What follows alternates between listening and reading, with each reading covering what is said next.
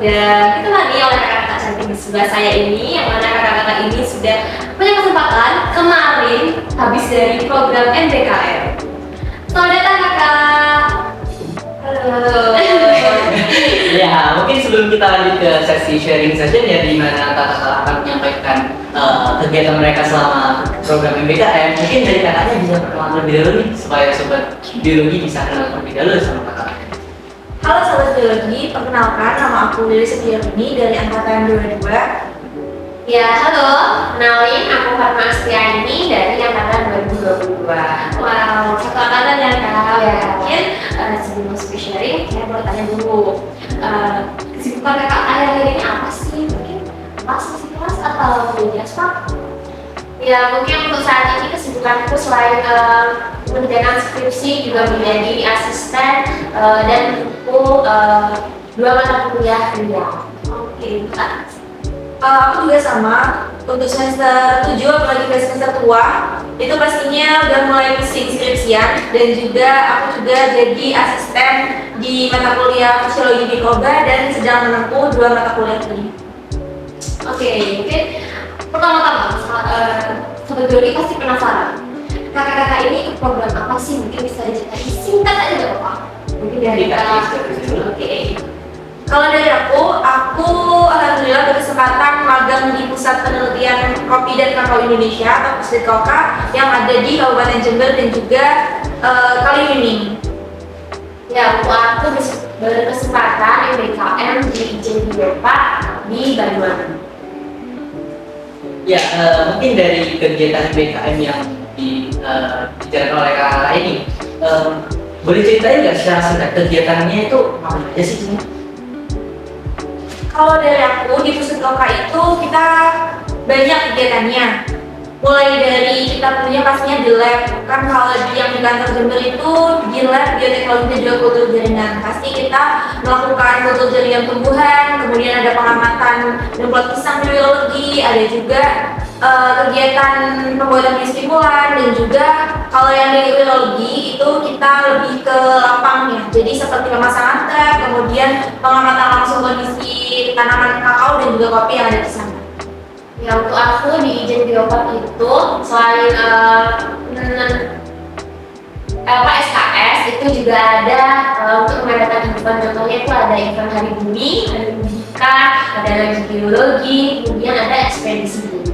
Selain itu, kegiatan kita sehari-hari itu juga menjadi bergerak di sebuah museum yang namanya Pusat Informasi Biologi Biopak. Dari kegiatan-kegiatan yang sudah kakak-kakak kasih tahu di biologi, saya ingin tanya nih, apakah dari kakak-kakak itu memang sudah tertarik dengan bidang tersebut dan sesuai dengan kakak atau bagaimana? Ya, untuk aku kebetulan itu udah minat, dimana kan aku bidangnya kan di ekologi.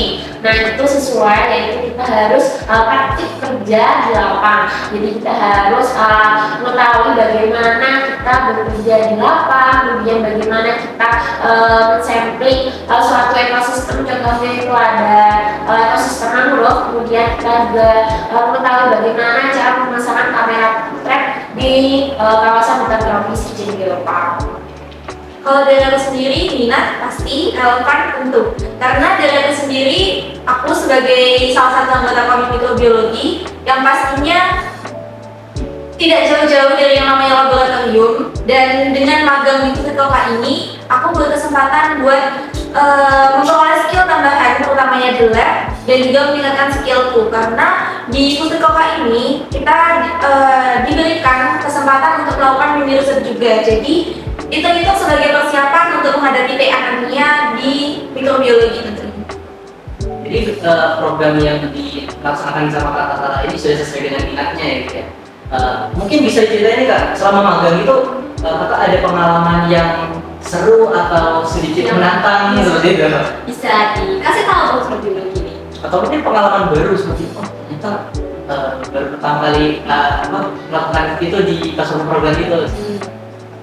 Ya, mungkin dari aku dulu, perlu diketahui di kawasan Ijen Biopak itu kan cukup luas ya. Jadi kurang lebih itu hampir kawasan Banyuwangi itu termasuk Ijen Biopak. Contohnya itu ada di Teluk Kapang, kemudian di minum ijen, kemudian ada yang belajakan, atau dodol, kemudian di samping itu ada yang kita perlu tahu itu ada biosat dan budaya. Jadi kita sebagai anak biologi itu nggak cuma belajar biologi aja, jadi kita juga belajar mengenai biologi, kemudian juga budaya. Nah yang paling berkesan itu budaya, di mana di Banyuwangi kan itu suku Osing ya, jadi kita itu mengetahui bagaimana penduduk suku Osing itu ceritanya, filosofinya itu seperti apa, kemudian makanannya. Mungkin dari situ kita juga mengetahui tentang makanan yang digunakan mereka. Kemudian terkait biologinya itu kita mengetahui bagaimana bumi itu terbentuk. Kemudian pada zaman dahulu Banyuwangi itu juga mengalami tsunami. Nah itu yang menurutku informasi baru. Kemudian yang terkait biosetnya, yang paling seru itu kita sampling di Teluk Pangkang. Itu kita harus ke ekosistemnya, di mana ekosistem mangrove itu kan berlumpur, berpasir. Jadi kan basah ya. Jadi itu kita kalau jalan itu cukup kesulitan. Nah itu yang kita lalui itu cukup jauh. Kemudian di hutan tropisnya kita pasang kamera trap. Nah yang kita pasang itu ada 8 kamera kurang lebih, itu kita taruh selama 1 bulan. Nah yang kita dapat itu ada rusa. Nah itu kurang lebih ada 2 kalau nggak salah. Kemudian itu yang ditangkap sama kamera. Terus aku juga berkesempatan itu lihat secara langsung puyuh gonggong sama elang. Pernah tahu ya jenis elangnya itu elang apa? Tapi itu spesiesnya elang gitu. Itu yang paling berkesan. Kalau dari aku sendiri, mungkin dari pengalaman yang di labnya itu, aku bukan baru tahu, tapi ternyata pisang itu tidak hanya diperbanyak melalui anakan, dia itu bisa dari bonggolnya langsung. Jadi yang namanya kultur jaringan itu bagi kita memperkembangbiakan si pisang itu dalam kondisi in vitro gitu kan. Nah kalau di Psikoka itu aku belajar bagaimana cara si pisang itu dari bonggol, benar-benar dari bonggol utuh, kemudian kita proses, kita induksi, kemudian nanti disekultur, dan hingga jadi tanaman yang bisa dipindahkan langsung ke bedengan. Jadi itu pengalaman yang benar-benar wah gitu, yang mungkin kita nggak bakal dapat kalau kita nggak magang. Dan juga pengalaman seru lainnya kalau di lapang itu mungkin pada saat kegiatan mencari yang namanya PBK atau penggerak buah kakao, dimana kita itu terjun langsung ke kebun kakao yang ada di pusat sana, dan itu kebunnya sangat luas, dan kita mencari satu-satu buah apa sih yang buah apa yang terinfeksi yang namanya si PBK. Dan itu kita pastinya harus mengetahui dasar dari tanda-tanda buah itu tersampai PBK atau tidak, kayak gitu. Kemudian banyak juga pengalaman-pengalaman lain baik di lab maupun di lapangan. Jadi berdasarkan cerita yang kakak berikan, pengalaman-pengalaman walaupun menantang tapi juga seru gitu ya. Kemudian ini kalau setelah dari program itu ada nggak yang kakak rasakan perbedaan saat kakak melaksanakan program di sana dengan di kampusnya? Pastinya ada, karena kan dari lingkungannya juga beda. Kalau di kampus mungkin kita ketemu dengan teman-teman sebaya, dengan dosen, tapi kalau yang di magang itu benar-benar lingkungannya seperti lingkungan kerja, seperti lingkungan yang akan kita hadapi setelah kita lulus nanti.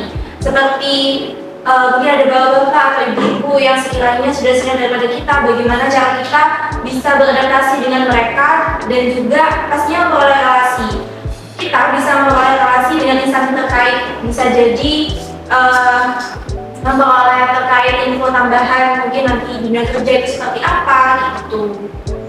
Ya mungkin untuk aku perbedaannya antara di perkuliahan sama di MBKM itu mungkin kalau di perkuliahan itu kan lebih ke teori ya, jadi untuk praktek kerjanya itu mungkin belum mengimplementasikan atau secara keseluruhan kita bisa praktik kerja ke lapang. Kalau magang itu kita bisa dapat dua-duanya, jadi bisa dapat materi juga cara kerja. Kemudian kita juga harus bisa beradaptasi sama berbagai pihak, dimana itu kan kita nggak cuma kita aja, jadi itu ada berbagai instansi, jadi kita harus bisa mengontrol diri, juga bisa harus beradaptasi, harus bisa memberanikan diri untuk mengeluarkan ide-ide. Contohnya misal ada event gitu ya, jadi kita jangan pasif, kita harus menginisiasi, enaknya ini temanya kayak gini, supaya kita dapat apa yang kita inginkan saat magang gitu.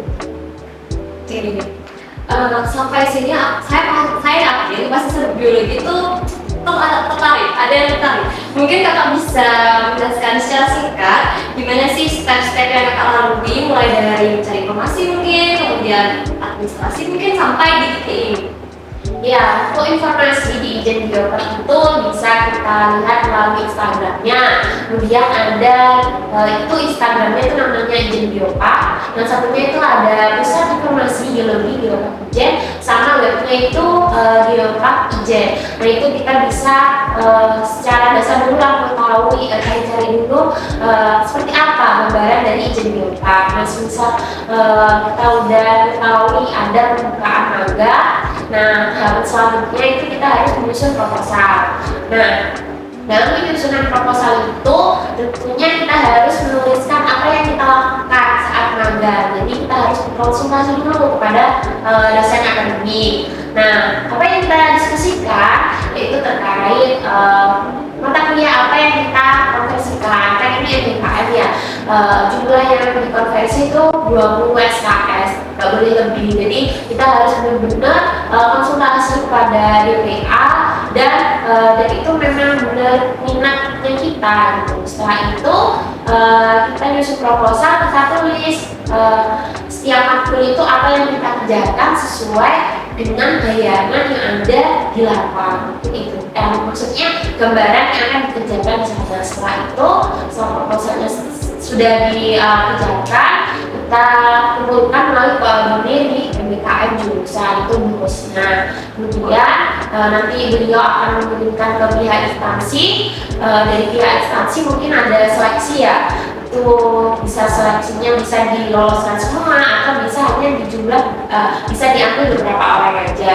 Nah kebetulan di Ijen Biopark itu yang diambil itu kurang lebih 17 orang, jadi diambil semua. Setelah itu setelah pengumuman kita menunggu konfirmasi dari pihak Ijen Biopark, kita datangnya itu kapan bisa. Jadi itu prosedur. Kalau dari Puslit sebenarnya tuh kurang lebihnya sama. Kalau informasi dari untuk magang di Puslit itu biasanya langsung diberikan dari jurusan, terutamanya dari tim MBKM-nya sendiri. Tetapi tidak hanya dari itu, bagi mungkin adik-adik yang berminat untuk magang di Puslit Roka, itu bisa menggali informasi dari kakak terdahulu yang pernah magang di Puslit Roka juga gitu. Jadi tidak terbatas atau tidak menunggu informasi arahan dari dosen terlebih dahulu. Kemudian sama seperti yang di Ijen, yaitu kita ada membuat proposal. Kalian tentukan dulu kalian tuh minat magangnya itu di mana. Apabila di Puslit Roka, maka kalian bisa membuat proposal sesuai dengan template yang sudah disediakan dari dosen. Nantinya akan diberikan template juga yang akan kalian isi. Isinya itu biasanya berupa kegiatan yang akan dilakukan di sana dan juga mata kuliah yang akan kalian tempuh. Untuk yang di Puslit itu sama 20 SKS juga, jadi itu sistem paket gitu. Untuk pengambilan mata kuliahnya itu juga disesuaikan dengan minat kalian. Misal nanti kalian TA-nya ada di bidang riset yang di lab, misal mikro atau bioteknologi yang lebih di dalam laboratorium, kalian itu bisa menyesuaikan dengan mata kuliah yang kalian ambil. Misal tidak mengambil mata kuliah yang cenderung di lapangan gitu. Nantinya itu juga bakal berpengaruh terhadap kalian ditempatkan di Puslit Roka yang ada di Jember atau yang di Kaliwining, karena dua tempat tersebut memiliki lab yang berbeda-beda. Untuk yang di Jember itu biasanya dia lebih ke arah risetnya, jadi kultur jaringan dan juga bioteknologi. Sedangkan yang di Kaliwining itu ada perwintan, ada laboratorium tanah, ada maskapai dan juga agronomi gitu. Jadi pada saat kalian memilih mata kuliah itu disesuaikan dengan apa yang kalian minati. Kemudian setelah setelah proposalnya itu sudah dibuat, kalian bisa kumpulkan kepada koordinator tim MBKM. Nantinya setelah dikumpulkan akan diseleksi oleh pihak peserta dan diumumkan. Yang penting dari step-step yang prosedur-prosedur yang telah dilewati sama kalian ini, ada nggak dari prosedur tersebut yang sedikit sulit seperti itu atau iya? Ya mungkin untuk kendala yang kita alami, yang merasakan itu mungkin saat penyusunan proposal di bagian kita menguraikan itu mata kuliahnya itu kita di sana itu harus ngapain aja, soalnya kan masih belum punya gambaran secara jelas gitu loh, masih aman-aman yang kita mau kerjakan. Mungkin itu kendalanya. Solusi yang aku alami itu mungkin kita bisa tanya-tanya ke cutting itu dan konsultasi juga ke dosen. Itu sih. Kalau dari aku mungkin sama, karena memang namanya belum pernah magang ya, jadi mau magang itu juga masih belum berpikiran, apalagi kita disuruh menguraikan yang namanya kegiatan yang bakal kita lakukan di sana. Kan harusnya kalau misalkan disuruh menguraikan pastinya sudah punya pandangan, sedangkan kami ini belum. Jadi betul kata kakak tadi, kita harus sebaiknya menggali terlebih dahulu tempat magang yang kita mau datangi itu apa gitu. Jadi perbanyak informasi di situ yang nantinya bakal berguna banget buat penyusunan proposal. Yang terakhir nih Kak, buat sobat biologi yang tertarik untuk ikut program dari kakak-kakak ini, mungkin kakak bisa memberi pesan-pesan atau tips and trick biar sobat biologi juga ada gambaran dan bisa sobat biologi catat gitu. Kalau kalian minat untuk magang di PKK, kalian tuh harus benar-benar mempersiapkan dari awal.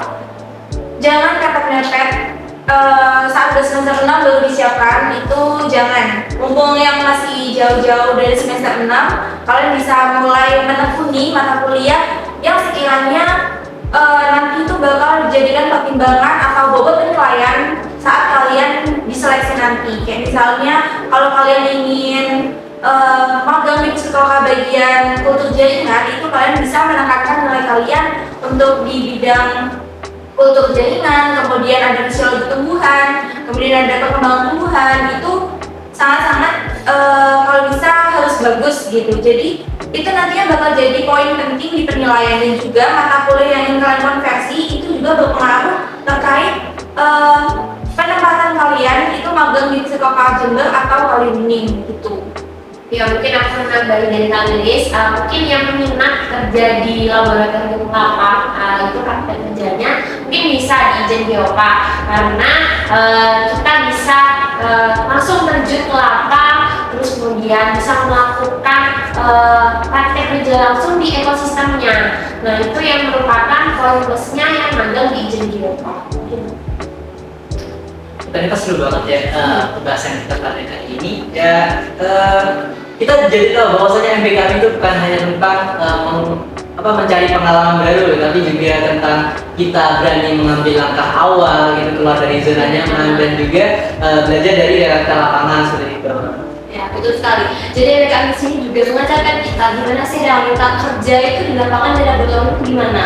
Lewat dari informasi dari kakak-kakak ini menjadi informasi yang sangat inspiratif untuk sobat biologi agar punya gambaran ke depannya.